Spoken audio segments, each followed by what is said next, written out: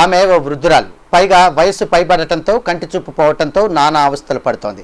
అటువంటి వృద్ధురాలు రికార్డుల్లో చనిపోయినట్లుగా నమోదై ఉందని గత 3 నెలలుగా పెన్షన్ను నిలిపివేశారు. ఆమె ఓ వృద్ధురాలు. పైగా వయసు పైబడటంతో కంటి చూపు పోవటంతో నానా అవస్థలు పడుతోంది. అటువంటి వృద్ధురాలికి రికార్డులో చనిపోయినట్లుగా నమోదై ఉందని గత 3 నెలలుగా పింఛన్ను నిలిపివేశారు.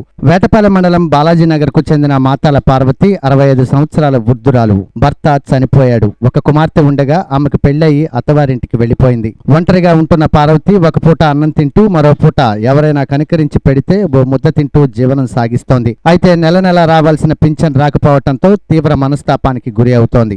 ఏదైనా అనారోగ్యం బారిన పడితే ఇంతకు ముందు ప్రభుత్వం వారిచ్చే పెన్షన్తో మందులు కొనుక్కొని వాడుకునేదానినని ఆమె తెలిపారు. ఇకనైనా ప్రభుత్వ అధికారులు స్పందించి పింఛన్ అందే విధంగా చర్యలు చేపట్టాలని ఆమె కోరారు.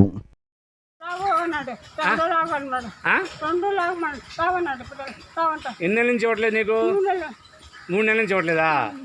3 నెలలు అంటే జనవరి, ఫిబ్రవరి, మార్చి అంటే ఈ డెత్ కేసుల్లో రాలేదన్నమాట. అయితే ఎందుకు రాలేదంట నీకు చెప్పాడా?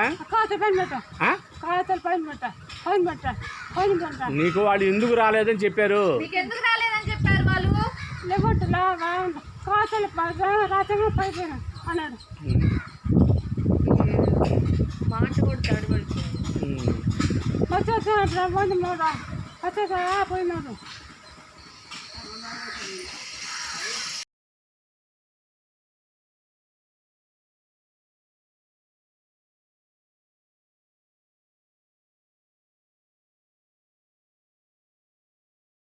నుంచి పింఛన్ రావట్లా. వాళ్ళకి చుట్టుపక్కల వాళ్ళం అందరం తల ఒక ముద్ద పెట్టి బతికిస్తున్నాం.